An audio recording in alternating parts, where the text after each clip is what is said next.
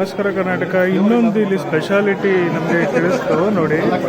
ಇಲ್ಲಿ ಮನೆ ಬೆಣ್ಣೆ ಅಂತ ಇವ್ರದ್ದು ಒಂದು ಪ್ರಾಡಕ್ಟ್ ಇದೆ. ಬನ್ನಿ ಇವ್ರನ್ನ ಮಾತಾಡ್ಸೋಣ, ಏನಿದೆ ಅಂತ ಕೇಳೋಣ. ಸರ್, ಒಂದು ಯೂಟ್ಯೂಬ್ ವಿಡಿಯೋ ಮಾಡ್ತಿದ್ದೇನೆ.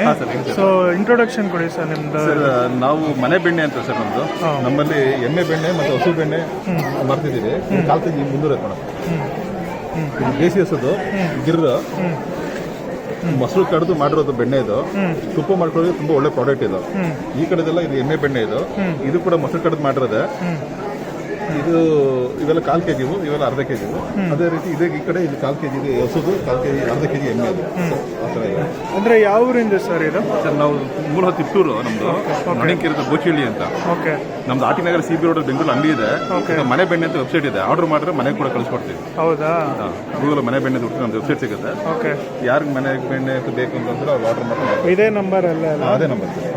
ಅಲ್ಲ ಇದೆ ಹಸಿಂದ ಎಮ್ಮೆದ ಇದು ಹಸುದು ಮೇಡಮ್. ಇಲ್ಲ ಸಾರ್ಟೆಡ್ ಅಲ್ಲ ಇದು. ಸರ್, ಇದರಿಂದ ಅಡ್ವಾಂಟೇಜಸ್ ಏನಿದೆ ಸರ್ ಇದಕ್ಕೆ ಮತ್ತೆ ಇದಕ್ಕೆ ಕಂಪ್ಯಾರಿಸನ್ ಹೇಳಿ ಸರ್.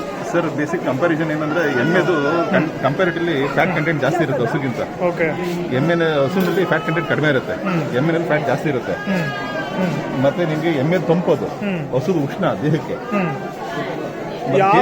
ಯಾರಿಗೆ ಯಾವ ಬೆಣ್ಣೆ ಸೂಕ್ತ ಅಂತ ಗೊತ್ತು?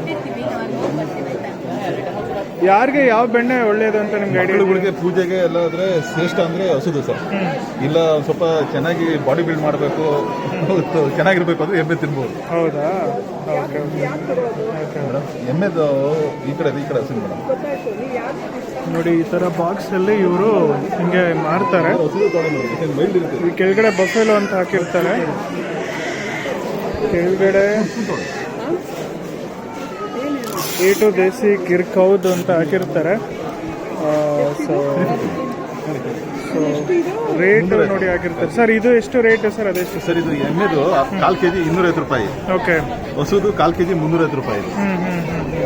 350. Okay okay.